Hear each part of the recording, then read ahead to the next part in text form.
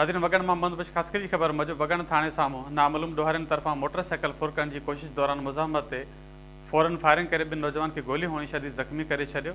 ॾोहारी motorcycle काए फ़रार थी विया। वगण थाणे साम्हूं पंवर पेट्रोल पंप वटि ॻोठ हुसैन बाशी जे रहवासी नौजवाननि फिदा सोलंगी खादम सोलंगी खां नामालूम फ़ौरन गोलियूं हणी ज़ख़्मी करे छॾियो, जॾहिं त कुझु ॾींहं अॻु ॻोठ हुसैन बाशी वासी सोलंगी बिरादरी जो नौजवान खां नामालूम हथियार बंदनि हथियारनि जे ज़ोर ते 125 मोटरसाइकिल फुर करे फरार थी विया हुआ। कुछ देर पहिरियां उन मोटरसाइकिल खे सुञाणे नौजवान फिदा हुसैन सोलंगी खादम हुसैन सोलंगी फ़ौरन जो पीछो कयो, जंहिं दौरान वगण थाणे जे साम्हूं वाराए रोड पंवर पेट्रोल पंप वटि फ़ौरन नौजवाननि खां ॿी मोटरसाइकिल बि फुर करण जी कोशिश कई। मज़ाहमत ते फ़ौरन फायरिंग करे ॿिन्ही नौजवान खे गोलियूं हणी शदीद ज़ख़्मी करे छॾियो, जंहिं बैदि फ़ौरू ॿी मोटरसाइकिल बि फुर करे फरार थी विया। ज़ख़्मी नौजवान खे वगण अस्पताल मुंतक़िल कयो वियो।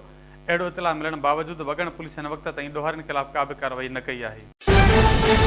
For more news and updates, keep watching BTV News First Ultra HD web channel.